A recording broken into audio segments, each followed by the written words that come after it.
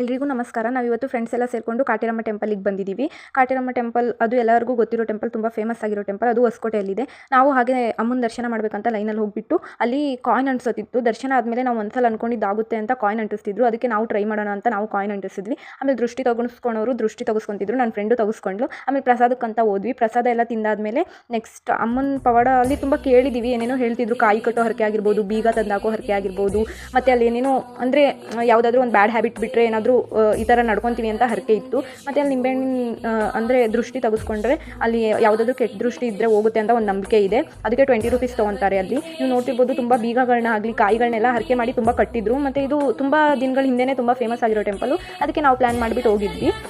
ಈಗ ನೋಡೋದಾದರೆ ಕಾಣಿಸ್ತಿದೆ ಇಲ್ಲಿ ಎಷ್ಟೆಲ್ಲ ಕಾಯಿಗಳನ್ನೆಲ್ಲ ಕಟ್ಟಿದ್ದಾರೆ ಅಂತ. ಆ ಮರದ ತುಂಬ ಕಾಯಿಗಳನ್ನ ಕಟ್ಟಿಬಿಟ್ಟಿದ್ದಾರೆ. ಅಲ್ಲಿ ಸ್ವಲ್ಪ ಸ್ವಲ್ಪ ಜಾಗ ಇದೆ, ಅದರಲ್ಲೇ ನಾವು ಪ್ರದಕ್ಷಿಣೆ ಹಾಕೋಬಹುದು.